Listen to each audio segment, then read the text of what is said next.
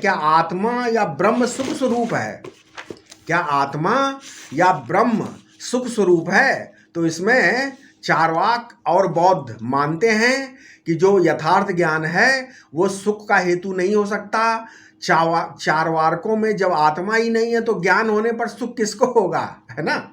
और बौद्धों की आत्मा क्षणिक मिथ्या प्रत्यय रूप प्रतिक्षण प्रध्वंसी है।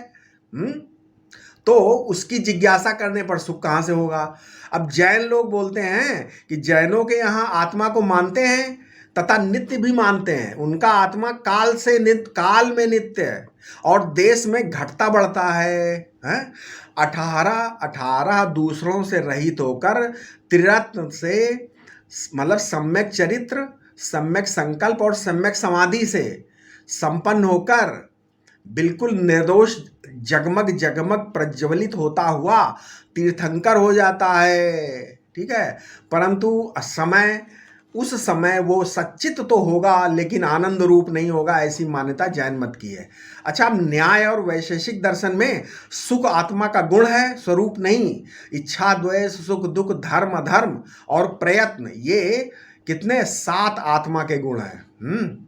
जो गुणी द्रव्य है, आत्मा और परमात्मा दोनों सुख धर्मी तो हैं परंतु सुख स्वरूप नहीं है, अतः ये भी जिज्ञासा के विषय नहीं हो सकते। समझ में आया।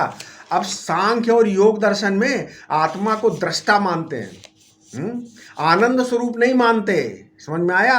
अतः दृष्टा आत्मा भी जिज्ञासा का विषय नहीं हो सकता। अच्छा, पूर्व मीमांसा दर्शन में आत्मा का चिद अचित स्वभाव है, ठीक है। उसको आनंद की प्राप्ति के लिए यज्ञादि करने पड़ते हैं, भोग के लिए स्वर्ग आदि की प्राप्ति करनी पड़ती है। जब इंद्राय स्वाहा कहते हैं तो इंद्र जी देवलोक से आते हैं या नहीं, इसमें मतभेद है। क्या बोलते हैं, बोले देवता विग्रहवती वा ना वा।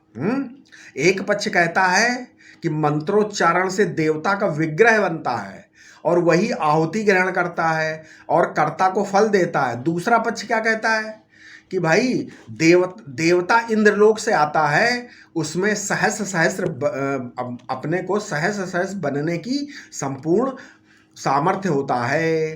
परंतु पूर्व मीमांसा दर्शन में भी आत्मा आनंद स्वरूप नहीं है और ब्रह्म की तो चर्चा ही नहीं करो।